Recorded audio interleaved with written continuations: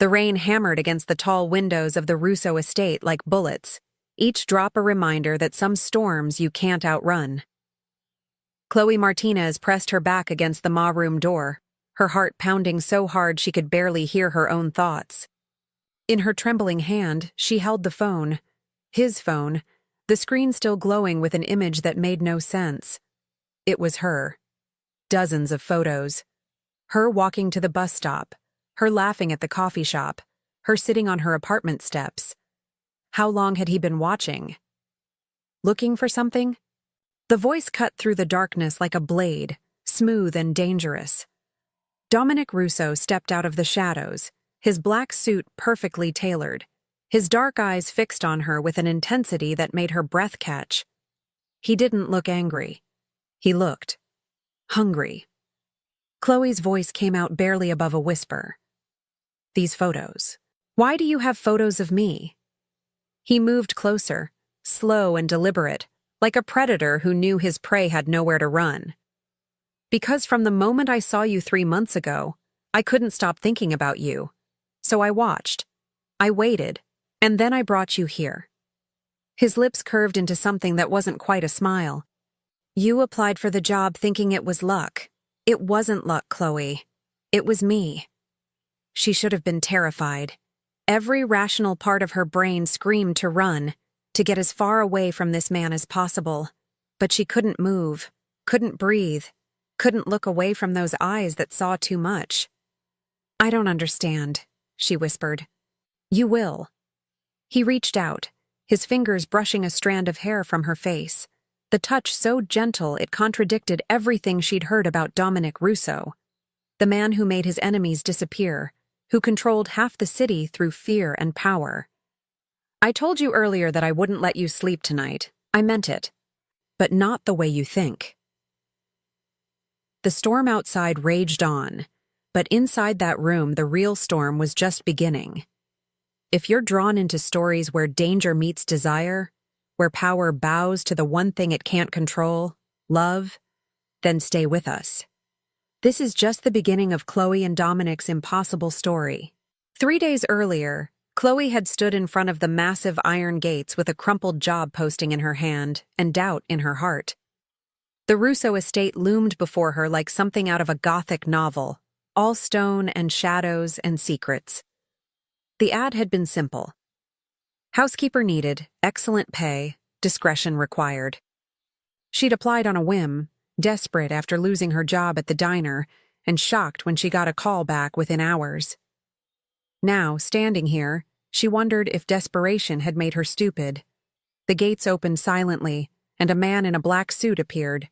No smile, no greeting. Just a curt "follow me" before he turned and walked up the long driveway. Chloe clutched her worn purse and followed, her sneakers crunching on gravel that probably cost more than her entire wardrobe. The mansion was even more intimidating up close. Floor-to-ceiling windows reflected the gray sky, and marble steps led to doors that looked like they belonged in a museum. The suited man, she assumed he was security, led her through a side entrance into a kitchen that could have serviced a 5-star restaurant. Stainless steel gleamed under recessed lighting, and the smell of fresh coffee filled the air. "Wait here," he said, then disappeared. Chloe stood awkwardly by the island, taking in her surroundings. Everything screamed money, the kind of wealth she'd only seen in movies. Her apartment could fit in this kitchen alone. What kind of person needed a place this big? And why did they need her specifically? "Miss Martinez." Another voice, this one smoother, pulled her attention to the doorway. A woman in her 50s appeared, dressed impeccably in a gray suit, her silver hair pulled back in a severe bun. "I'm Mrs. Chen, the house manager. You're early." I didn't want to be late," Chloe stammered. Mrs. Chen's expression didn't change. "Punctuality is appreciated. However, you should know that Mr. Russo values discretion above all else. What you see here, what you hear here, stays here. Is that understood?" "Yes, ma'am." "Good. Your duties will include maintaining the East Wing, meal preparation when the regular chef is unavailable, and general household tasks as needed. Mr. Russo is a very private man. You will not enter his personal study or bedroom without explicit permission. You will not ask questions about his business. You will not discuss this employment with anyone outside these walls. The way she said business made Chloe's skin prickle. She'd heard the name Russo before, whispered in the same breath as words like dangerous and untouchable. But she needed this job. She needed the money. I understand, Chloe said quietly. Mrs. Chen studied her for a long moment, and Chloe had the uncomfortable feeling of being weighed and measured. Finally, the older woman nodded. You start tomorrow, 6 a.m. Don't be late. That should have been it. A simple job interview, in and out. But as Chloe turned to leave, she felt it. That prickling sensation of being watched. She glanced back and saw him for the first time. He stood in the doorway Mrs. Chen had emerged from, partially hidden in shadow. Tall, broad-shouldered, wearing a black suit that probably cost more than her car. But it was his eyes that stopped her cold. Dark, intense, fixed on her with an focus that made her heart stutter. He didn't smile. Didn't speak, just watched her with an expression she couldn't read. Mr. Russo, Mrs. Chen said quickly. This is the new housekeeper, Chloe Martinez. Chloe managed a small nod, her voice catching in her throat. Hello? He didn't respond, just continued to stare at her with those unreadable eyes for what felt like an eternity.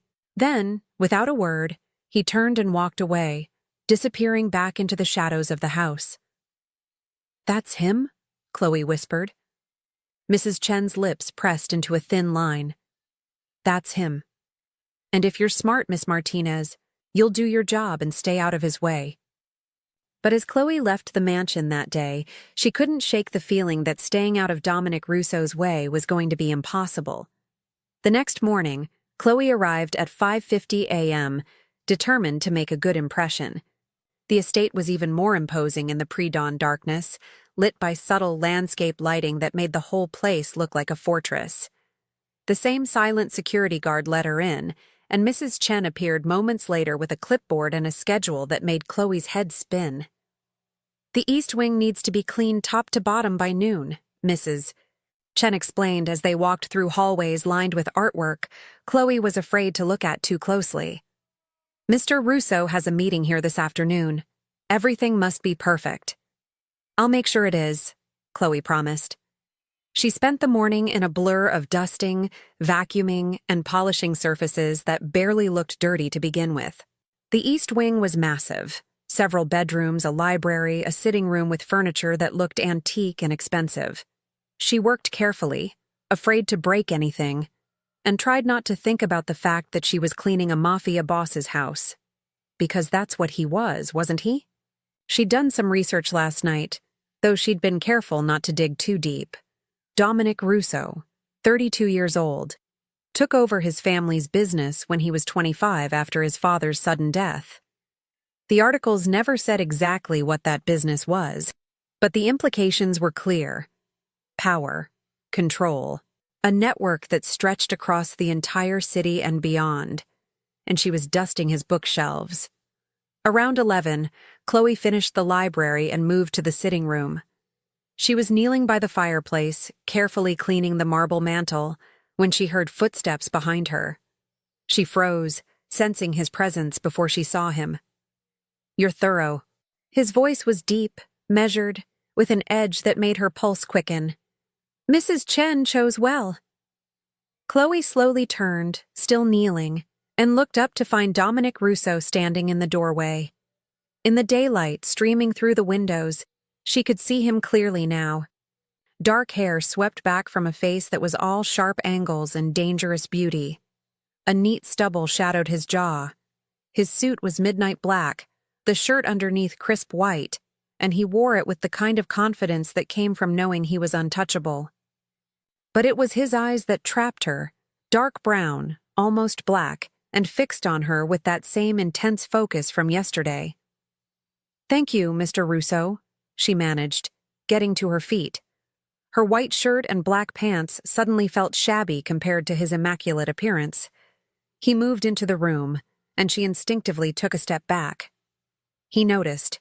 His lips curved slightly, not quite a smile. "You're afraid of me." "I'm cautious," Chloe corrected, lifting her chin. "There's a difference." That got his attention. His eyebrows rose slightly, and for the first time, she saw something other than that blank intensity. Interest. "Most people who work for me don't correct me. Should I apologize?" "No." He crossed to the window, looking out at the grounds. "I prefer honesty. It's rare in my world." Chloe didn't know what to say to that, so she stayed quiet, watching him. He seemed lost in thought, one hand in his pocket, the other resting on the window frame. The morning light outlined his profile, and despite everything she knew about him, despite the warning bells ringing in her head, she couldn't deny that he was magnetic. "You grew up on the South Side," he said suddenly, still looking out the window. Chloe's heart skipped. "How did you—" "I know everything about the people who work in my home." He turned to face her, and the intensity in his gaze made her breath catch. "Chloe Ann Martinez, 25 years old, graduated from community college 2 years ago with a degree in graphic design. Lost your job at Morrison's Diner 3 weeks ago when they closed. You live alone in a studio apartment on 7th Street. No family in the city. No boyfriend." The way he said that last part made her skin flush. "That's invasive. That's necessary." He took a step closer, and she fought the urge to retreat again. "You're in my home, Chloe. I need to know who you are." "And who are you?" The question slipped out before she could stop it. "Really?" The air between them seemed to charge. For a moment, she thought she'd gone too far, crossed some invisible line. But instead of anger, she saw something flicker in his eyes. Approval? "Careful," he said softly, moving closer still. He was close enough now that she could smell his cologne, something dark and expensive. "Curiosity in my world can be dangerous." "Is that a threat?" "It's a warning." He reached out slowly, and Chloe's breath caught as his fingers touched the edge of her collar, straightening it. The touch was brief, barely there, but it sent electricity racing down her spine. "You should finish your work, Miss Martinez. I have guests arriving soon." Then he was gone, leaving her standing there with her heart pounding and her hands shaking. She pressed them against her thighs, trying to steady herself. What the hell was that? And why did part of her want him to come back? She shook her head, forcing herself to focus. This was a job. Just a job. It didn't matter that her employer was dangerous and magnetic and looked at her like he could see straight through her defenses. She needed the money. She needed to keep her head down and do the work. But as she packed up her cleaning supplies an hour later, Mrs. Chen appeared with an odd expression. "Mr. Russo wants to see you in his study before you leave." Chloe's stomach dropped. "Did I do something wrong?" "I don't know." Mrs. Chen's tone was clipped. "But when Mr. Russo summons you, you don't keep him waiting." The study was on the main floor, down a hallway Chloe hadn't explored yet.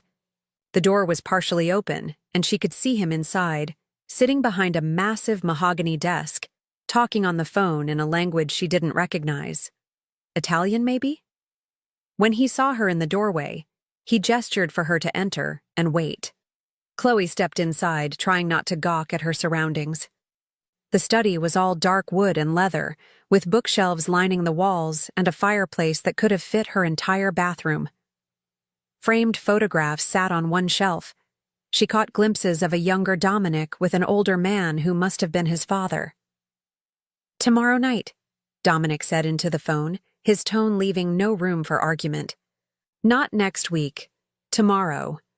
A pause. "I don't care. Make it happen."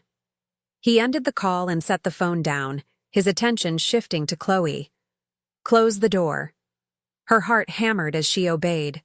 Alone in a room with Dominic Russo suddenly felt far more dangerous than it should. "You did good work today," he said, leaning back in his chair. Mrs. Chen was impressed. "Thank you. I want you to work the evening shift tomorrow as well. There's a dinner party. I need someone I can trust to handle it properly."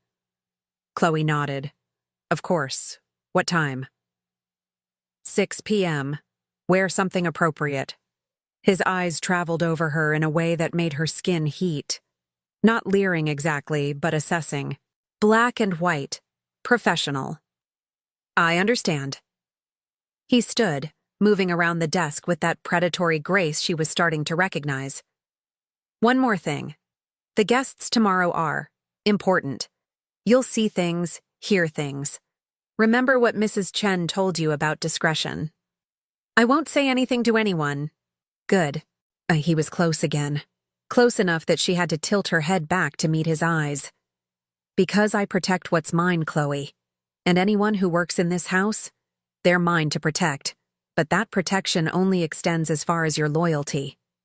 It wasn't a threat, exactly. More like a promise. And despite the warning bells, despite knowing she should be terrified, all Chloe could think about was the way he said her name. Soft, almost possessive. "I understand, Mr. Russo." "Dominic," he corrected quietly. "When we're alone, call me Dominic." Before she could respond, before she could process what that meant, he stepped back and returned to his desk, effectively dismissing her. "That's all. See you tomorrow evening." Chloe left the study on shaky legs, her mind racing. This job was supposed to be simple. Clean the house, make some money, move on. But nothing about Dominic Russo was simple. And the way he looked at her, the way he spoke to her, it felt like something was building between them, something dangerous and inevitable. She just didn't know yet how right she was. The next evening, Chloe arrived at the Russo estate dressed in her best black pants and white blouse, her hair pulled back in a neat ponytail. Mrs. Chen met her at the staff entrance with a critical eye, circling her once before nodding approval. "You'll do. Listen carefully. Tonight's guests are powerful men. You serve drinks, you clear plates, and you disappear. Do not make eye contact unless spoken to directly. Do not linger. And absolutely do not repeat anything you hear. Understood?" "Yes, ma'am." The dinner party was being held in the formal dining room, a space Chloe hadn't seen before. Crystal chandeliers hung from coffered ceilings, and a table long enough to seat 20 dominated the room. When she entered to help set up, she found Dominic already there, instructing 2 other staff members on the placement of wine glasses. He was dressed in an all-black suit tonight, no tie, the top button of his shirt undone. The casual elegance suited him, made him look even more dangerous. When his eyes found hers across the room, something flickered in their depths.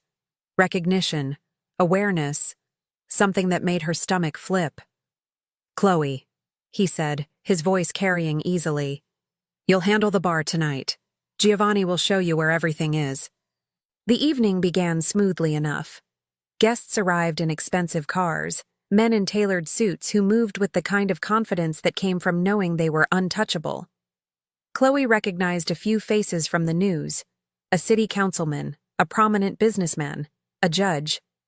But the way they deferred to Dominic, the way they watched him for approval, told her everything she needed to know about who really held the power in the room. She poured drinks and stayed invisible, just as Mrs. Chen had instructed, but she couldn't help listening to the fragments of conversation that drifted her way. "The shipment arrives Tuesday. The mayor wants assurances. Tell Carmine we don't negotiate with threats." It was all coded, carefully worded, but the implications were clear. These men weren't just businessmen. They were the infrastructure of something much darker, and Dominic sat at the center of it all like a king holding court. Around 9 p.m., most of the guests had moved to the sitting room for cigars and brandy. Chloe was clearing glasses from the dining room when she heard footsteps behind her. She turned to find a man she hadn't seen before, older, maybe 50, with silver hair and cold blue eyes. "Well, well," he said, his gaze traveling over her in a way that made her skin crawl. "Dominic's hired some new decoration, I see." Chloe forced a polite smile. "Can I get you something, sir?" "You could tell me your name, sweetheart." "I'm just here to work, sir." He laughed, a sound with no humor in it. "Modest. I like that. Does Dominic know how pretty his new housekeeper is? Or is that part of the appeal?" Before Chloe could respond, a voice cut through the room like ice. "Castellano." Dominic stood in the doorway, and the temperature seemed to drop 10 degrees. His expression was neutral, but his eyes were lethal as they fixed on the silver-haired man. "The others are waiting for you in the sitting room." Castellano smirked, but Chloe saw the way his jaw tightened. "Of course. Just admiring your taste in staff, Russo.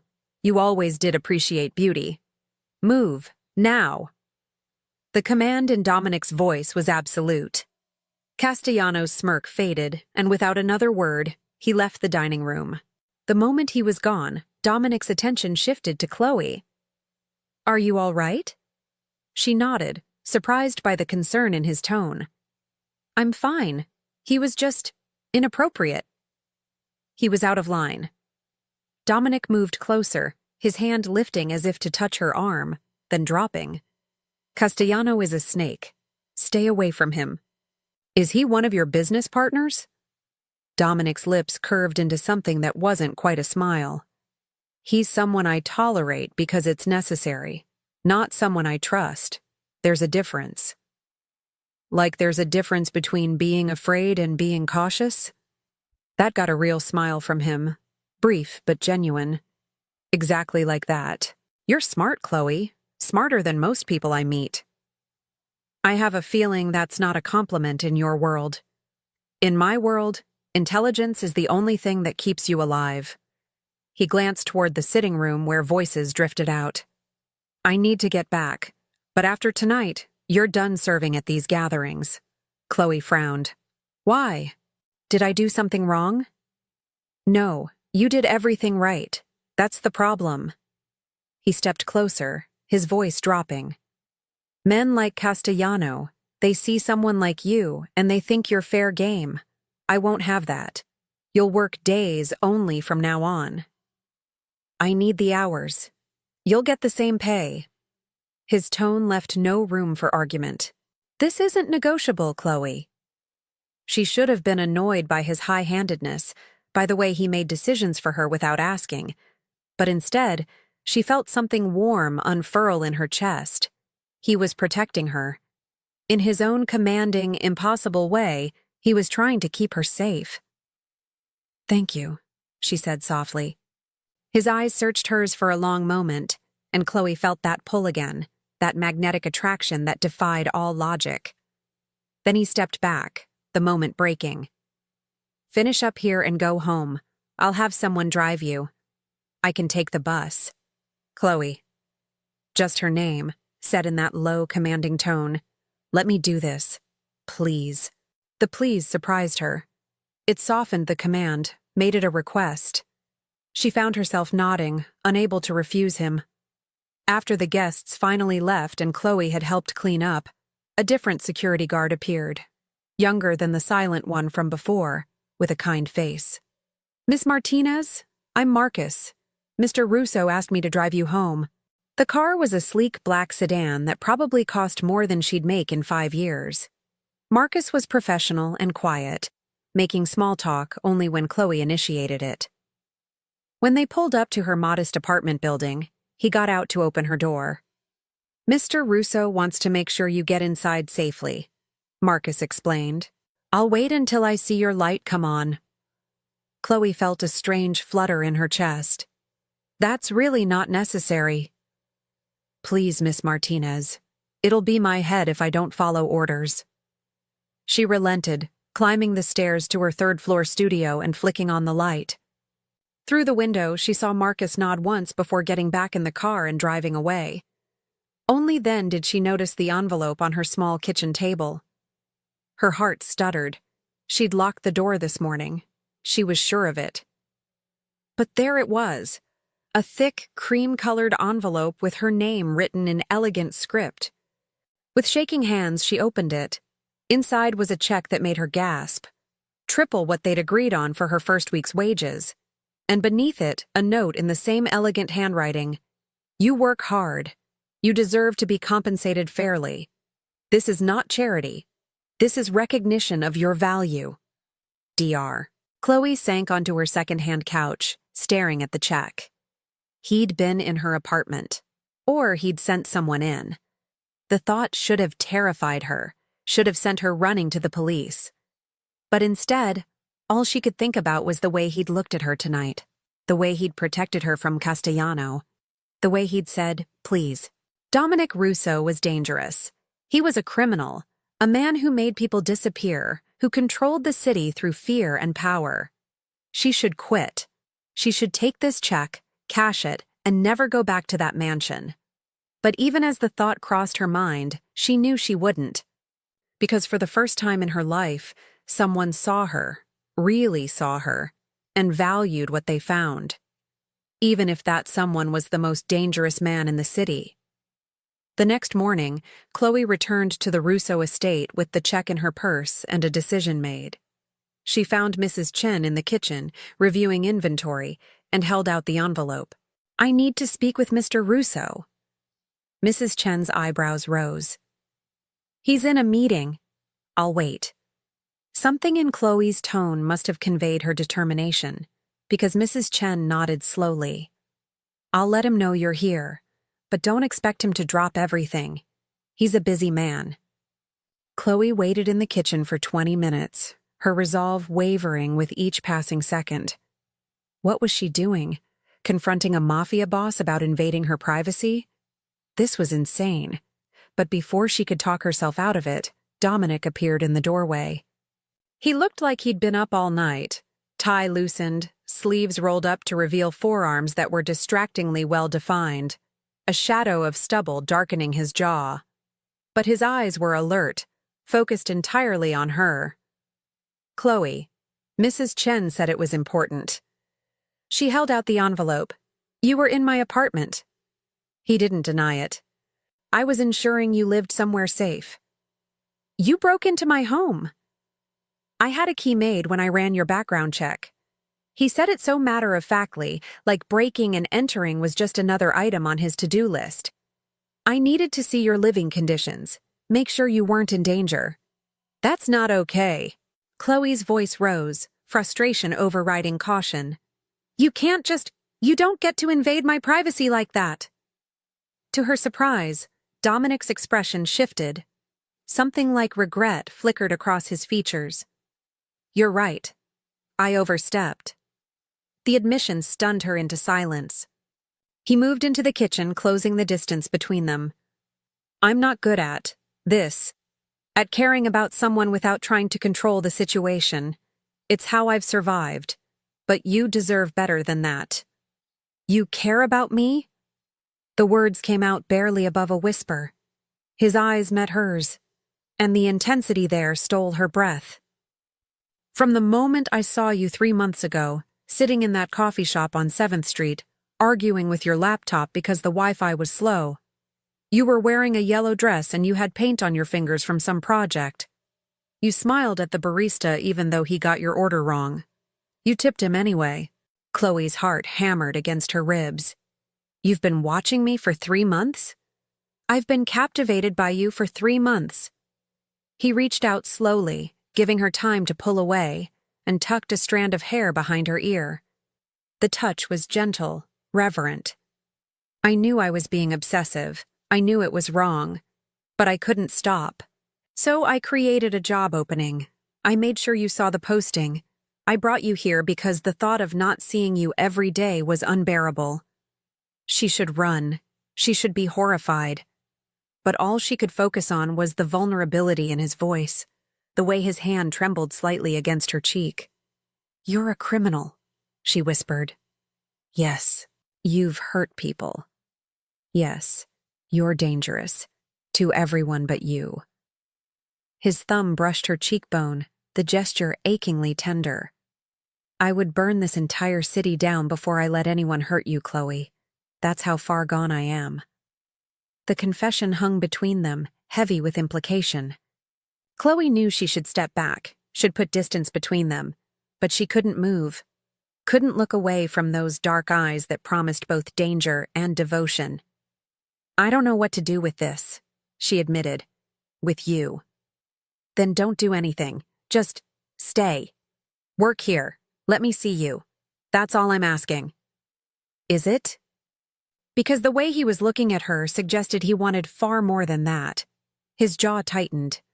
What I want and what I'm allowing myself to take are two different things. I won't touch you, Chloe. Not unless you ask me to. You have my word. It was that promise, that evidence of restraint from a man who probably never restrained himself, that undid her. Chloe made a decision that was probably stupid, definitely dangerous, but felt more right than anything she'd done in years. She stepped closer, closing the distance he'd maintained. What if I want you to touch me? The air between them ignited. Dominic's eyes darkened, his hand moving from her cheek to cup the back of her neck. Careful, Chloe. I'm barely holding on as it is. Then maybe you should stop holding on. He made a sound low in his throat, somewhere between a groan and a growl. Do you have any idea what you're doing to me? Probably not.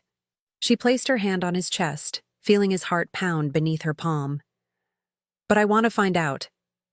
For a moment, she thought he might actually kiss her. She could see the war playing out in his eyes, desire versus restraint, want versus honor.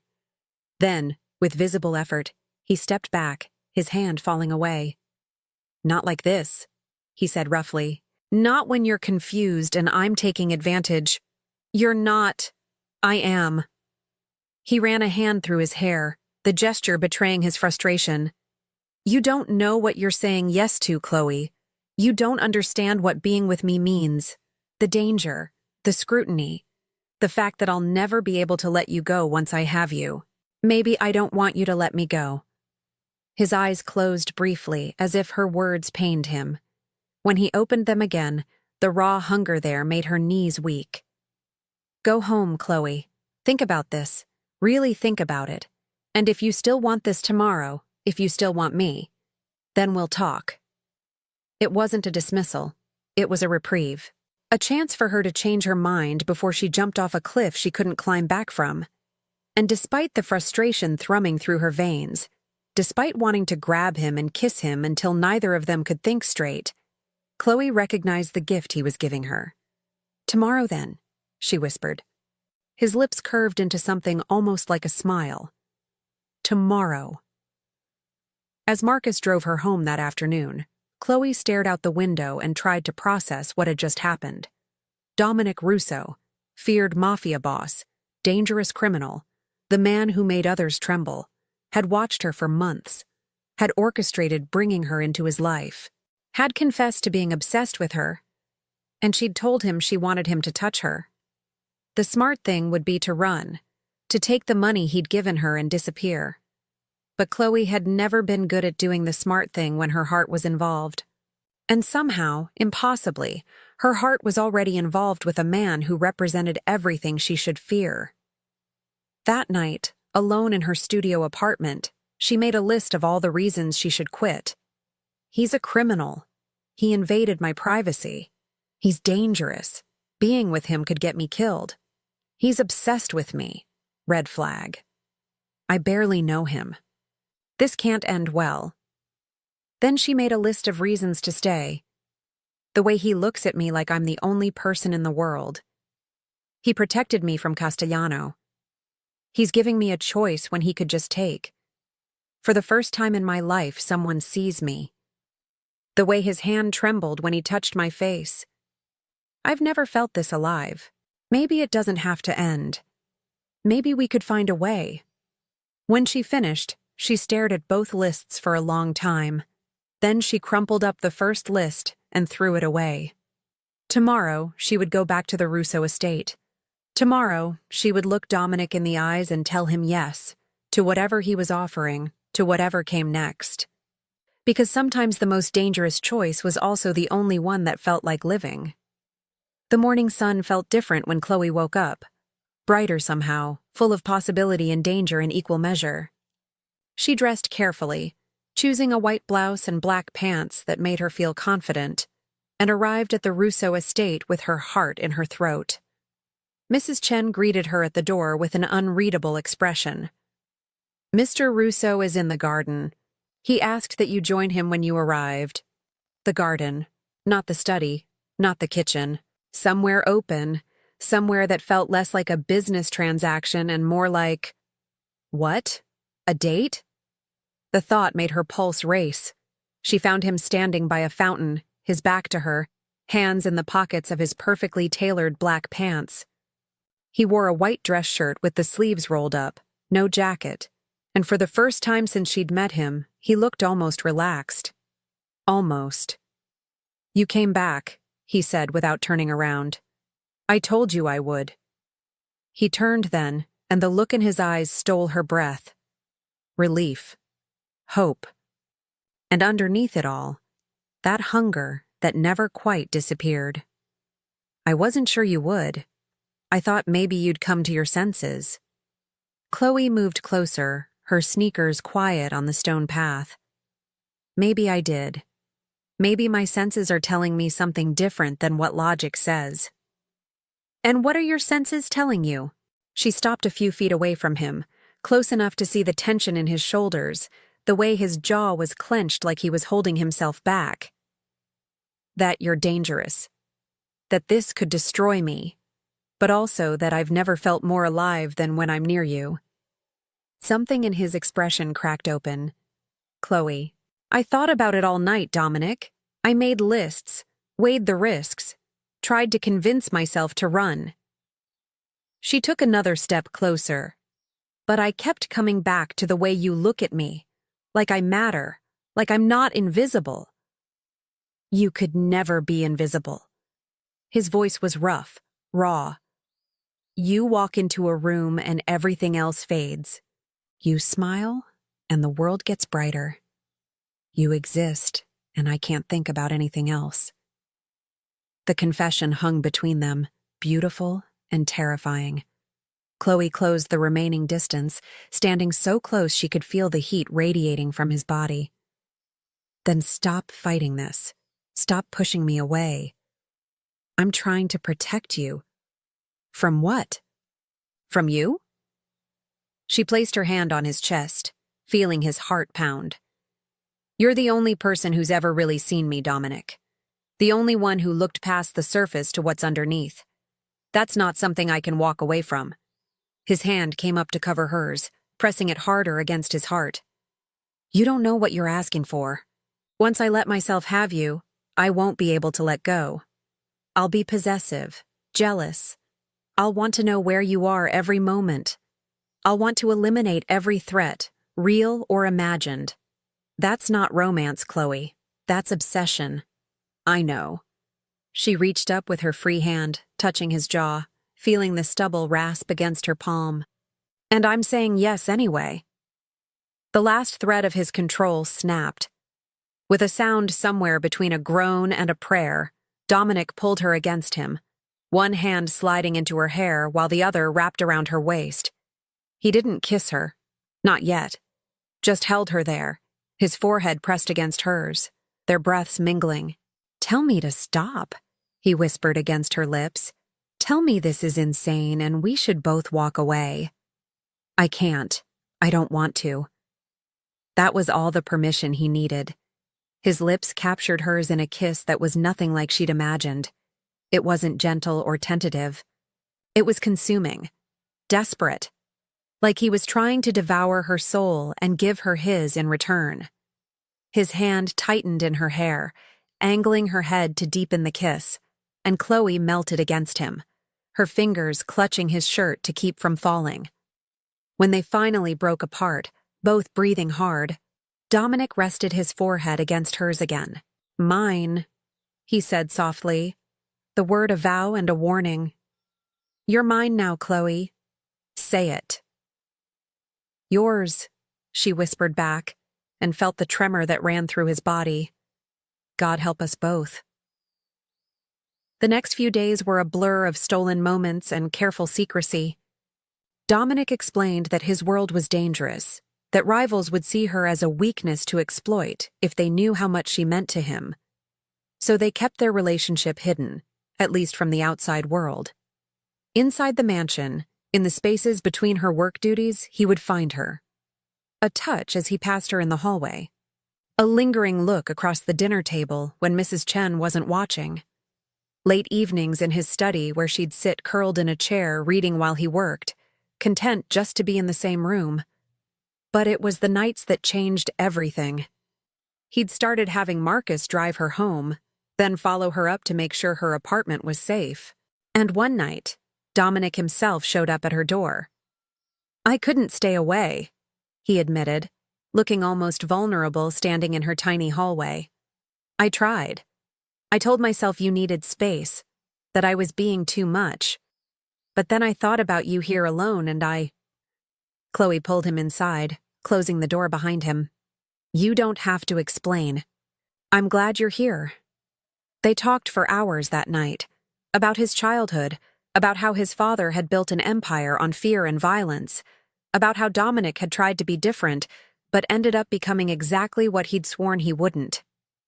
About her dreams of being an artist, about losing her parents young, about feeling invisible in a world that seemed to only see her as forgettable. "You're not forgettable," Dominic said fiercely, pulling her against his side on her small couch. "You're unforgettable. You're everything." And when he finally left at 3 a.m, after kissing her until she couldn't remember her own name, Chloe knew she was in too deep. This wasn't just attraction anymore. This was something that would either save them both or destroy them completely. 3 weeks into their secret relationship, reality came crashing back in the form of a man named Vincent Castellano, the same man who'd made inappropriate comments at the dinner party.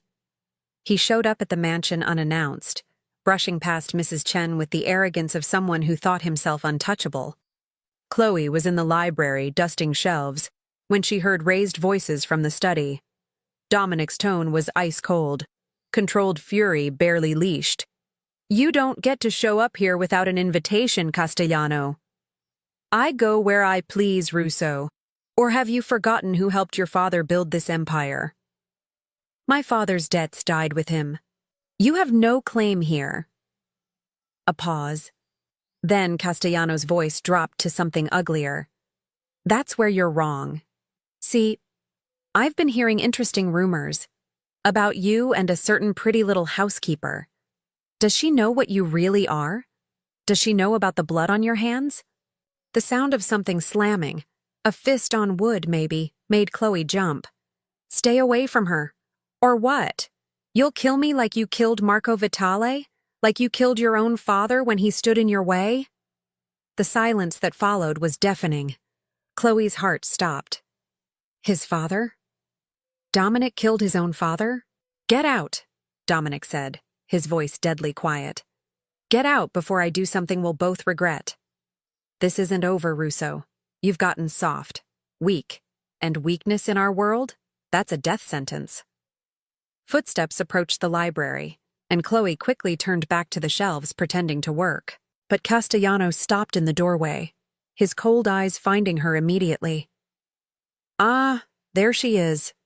The girl who tamed the beast." He smiled, and it was like watching a snake bare its fangs. "Enjoy it while it lasts, sweetheart. Men like Russo, they don't change. They just get better at hiding their true nature." Then he was gone, leaving Chloe shaking. Moments later, Dominic appeared, his face pale, his hands clenched into fists. "How much did you hear?" "Enough." She set down the duster, turning to face him fully. Did you really kill your father?" The pain that flashed across his face was answer enough. He moved to the window, staring out at the grounds. "My father was a monster. He hurt people for fun, sold drugs to kids, trafficked women. I tried to change things from the inside, to make the family business less evil. But he wouldn't listen. He said I was weak, that I'd destroy everything he built. So you killed him? So I stopped him. Dominic's voice was hollow. There was a meeting. He was going to order the execution of an entire family, including their children, because the father had witnessed something he shouldn't have. I couldn't let that happen, so I challenged him. We fought. He pulled a gun. I defended myself. He turned to face her, and the anguish in his eyes broke her heart. The family declared it a fair challenge, self-defense. They made me the new boss because I'd proven I was stronger, but it doesn't change what I did. I killed my own father, Chloe. I'm a patricide, a monster. Chloe crossed the room to him, taking his face in her hands. You're not a monster. You saved those children. You stopped him from doing something horrible. I'm still a murderer. You're a man who did what he had to do to survive, to protect others. She pulled him down, pressing her forehead to his. I'm not saying it was right. I'm not saying it doesn't haunt you, but it doesn't make you a monster. It makes you human. His arms came around her, crushing her against him. I don't deserve you. Then I guess we're both getting more than we deserve. But even as she held him, even as she tried to comfort him, Chloe couldn't shake Castellano's words. This wasn't over, and something told her the danger was just beginning. She was right. 2 days later, she was leaving the estate after her shift when a car pulled up beside her at the bus stop. The window rolled down, and a man she'd never seen before smiled at her, all charm and white teeth and expensive cologne. Chloe Martinez, I'm Anthony Marino. I work with Mr. Russo. He asked me to give you a ride home. Something felt wrong. Marcus usually drove her, and Dominic always told her in advance. But this man knew her name, seemed legitimate, and it was starting to rain. I don't think... Mr. Russo insisted. Said he had an urgent business matter and couldn't get away himself. The man's smile widened. Come on, it's pouring. You'll catch your death out here. Against her better judgment, Chloe got in the car.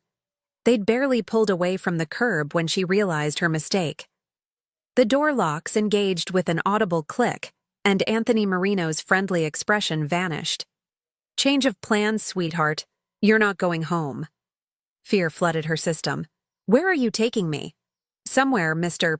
Russo will find very motivating. He glanced at her in the rearview mirror, and his eyes were cold. See, Castellano thinks your boyfriend needs a reminder of what happens when people get soft. And you, pretty girl, are going to be that reminder. Chloe's mind raced. She reached for her phone, but Marino was faster. He plucked it from her hand and tossed it out the window. None of that now. Let's keep this simple. You behave, you might actually survive this. The car drove for what felt like hours. They ended up at an abandoned warehouse on the outskirts, exactly the kind of place where bad things happened. Marino pulled her out, his grip bruising, and dragged her inside. The warehouse was massive, empty, except for old crates and a chair in the middle. Castellano stood beside it, smoking a cigar, looking pleased. Excellent work, Anthony. Tie her up.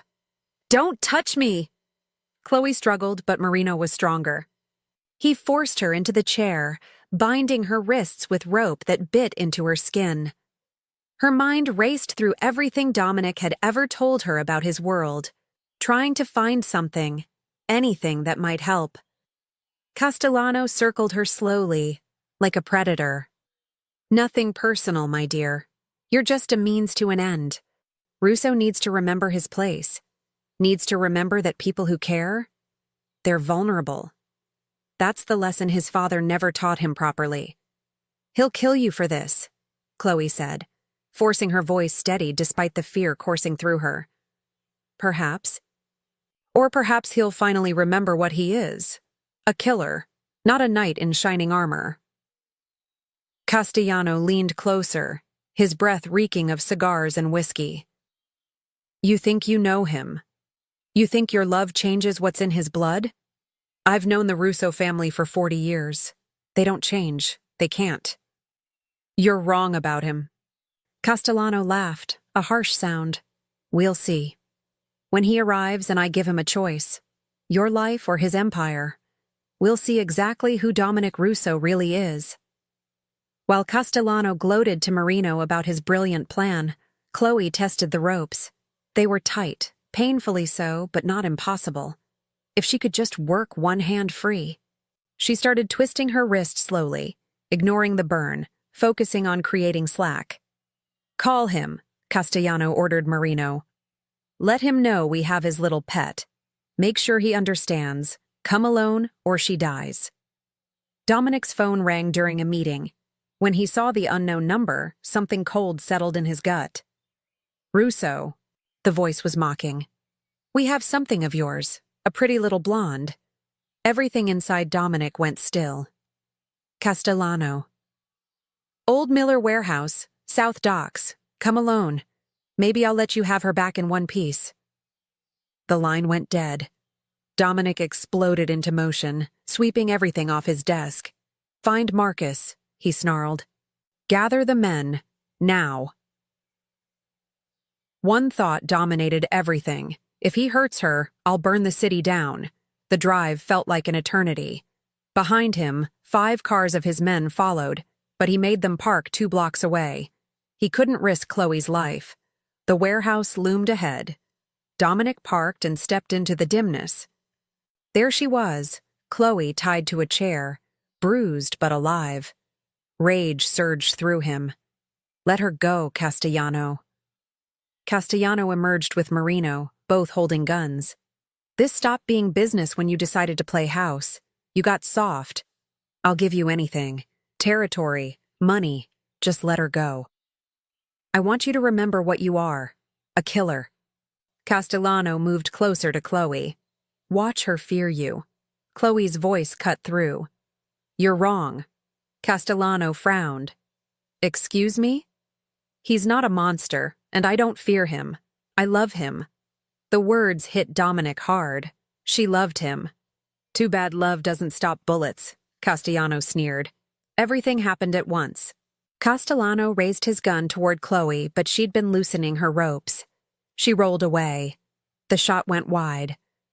Dominic lunged at Castellano, his fist connecting with bone. The gun skittered away. The doors burst open. Marcus and 10 men appeared, weapons drawn. Marino surrendered.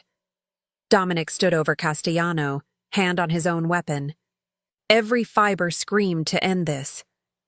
Dominic, Chloe's voice. Don't. He looked at her, bruised but looking at him with eyes that saw something better. He made a choice. Get him out, Dominic told Marcus. Put him on a boat anywhere that isn't here. If he comes back, kill him. But tonight he lives. Castellano stared in shock. You're letting me go? I'm giving you a second chance. Don't waste it. Marcus hauled them away. Dominic cut Chloe's ropes, hands shaking. Are you hurt? I'm okay. You came for me. Always. He pulled her close. When he called, I would have given him everything. I know. That's how I know you're not what he said. She held him tight. You showed mercy. He framed her face. You said you love me. I do. I love you. I love you too. God, I love you so much. He kissed her desperately. I have to leave this life. I can't keep risking you. What are you saying? I choose you.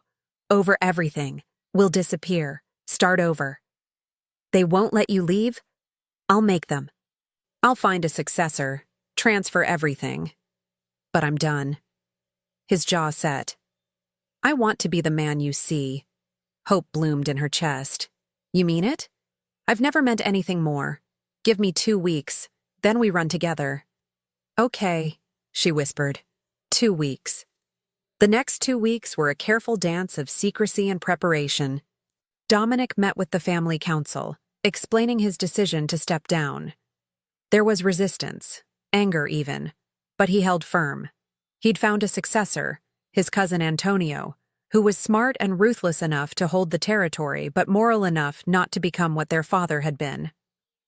Meanwhile, Chloe gave notice on her apartment, sold what little furniture she had, and prepared to leave behind the only city she'd ever known. It should have been terrifying. Instead, it felt like freedom. On the 13th day, Mrs. Chen pulled Chloe aside in the kitchen. "I know what you two are planning." Chloe's heart stopped. "Mrs. Chen? Don't." The older woman's expression softened in a way Chloe had never seen. "I've worked for the Russo family for 30 years. I watched that boy grow up in a world that tried to make him hard and cruel. But there was always something different about him, something good underneath all the armor." She reached out, squeezing Chloe's hand. "You brought that goodness to the surface. You made him believe he could be more than what his father made him. For that alone, I'll keep your secret." Tears pricked Chloe's eyes. "Thank you. But know this, the council accepted his resignation, but not everyone is happy about it. Be careful, both of you." The warning proved prophetic. On the 14th night, the night before they were supposed to leave, Dominic received an emergency summons to meet with the council one final time. Something about loose ends that needed addressing before the transition. "I don't like it," Chloe said, pacing his study. "It feels like a trap." "It might be, but I have to go. If I don't, they'll never let us leave peacefully." He pulled her close, kissing the top of her head. "I'll take Marcus and the others. I'll be fine. And tomorrow, we start our new life." But he'd been gone for 2 hours when Chloe got the call. Marcus's voice was tight with fear. "Miss Martinez, you need to come to the old Russo family estate. Now. It's Dominic." Her world tilted. "What happened?" "Just come, please. He's asking for you." The drive felt endless. When she finally arrived at the sprawling property on the edge of the city, Marcus met her at the door, his face grave. "He's in the main hall.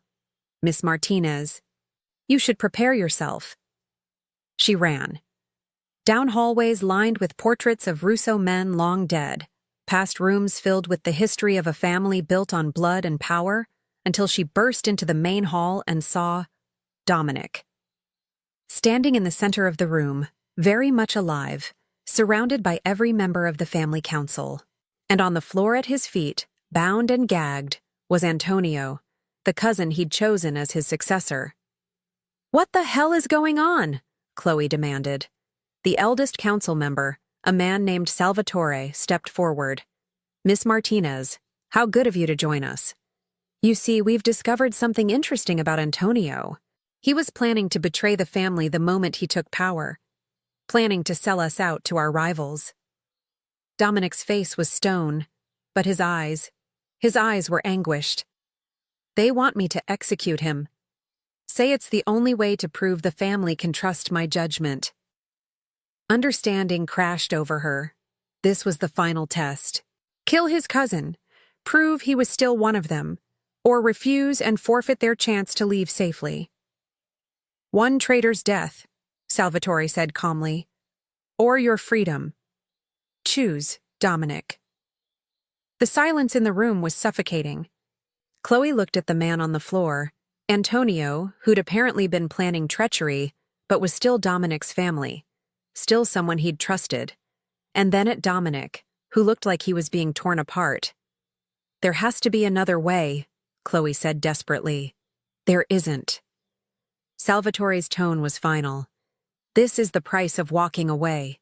Blood for freedom. Make your choice, Russo."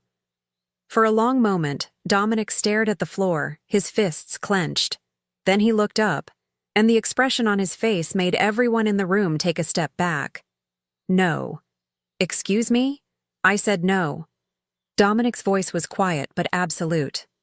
"I didn't leave my father's world just to become him. I didn't fight to be something better just to prove I'm still a killer. You want blood? You want proof I'm one of you? Then you've already lost me." He turned to Chloe, holding out his hand. "Let's go." She didn't hesitate.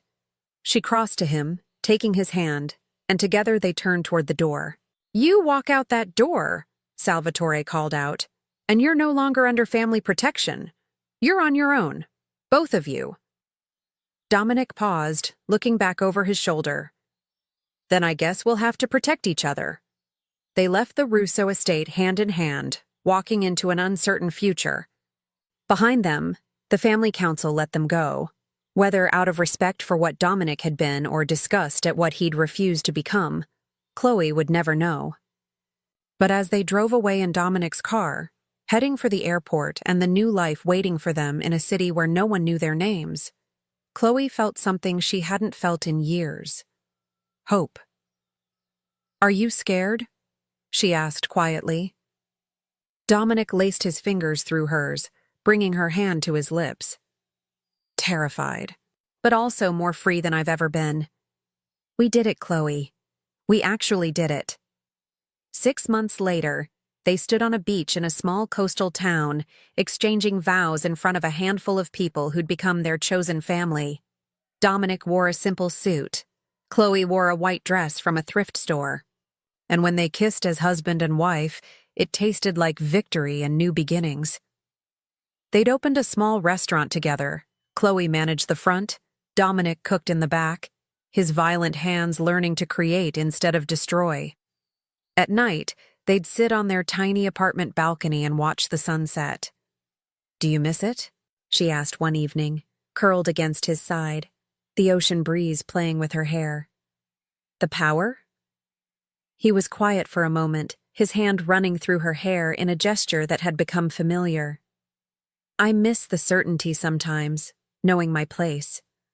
But then I look at you, at this life we built with our own hands, and I realize I never had a real place in that world. I was just surviving, going through motions. This is living. This is what it means to truly be alive." A year after they'd run, Chloe got a package with no return address. Inside was a photograph, her and Dominic at their restaurant, laughing together behind the counter. On the back, in Mrs. Chen's elegant handwriting, "He chose well. Be happy. You both deserve it." They framed it and hung it in their bedroom, a reminder of the life they'd left behind and the love that had made escape possible, a reminder that sometimes, against all odds, people could choose to be better. Their story wasn't a fairy tale. There were hard days when bills piled up. There were nights when Dominic woke from nightmares. There were moments when Chloe wondered if they'd been naive to think love could conquer his past. But then he'd pull her close and whisper, "You saved me." And she'd whisper back, "We saved each other." Because that's what they'd done. Two people from impossible worlds had found each other in the darkness and chosen to step into the light together. On their second anniversary, Dominic woke Chloe before dawn and drove her to a hill overlooking the ocean. As the sun rose, he turned to her with tears in his eyes. "You showed me that redemption isn't about erasing the past. It's about choosing a different future. Every day I choose you. I choose this life. I choose the man I'm becoming." Chloe kissed him, tasting their tears. "And I choose the man who was brave enough to walk away from everything for something real. You're my choice, Dominic. Today and every day."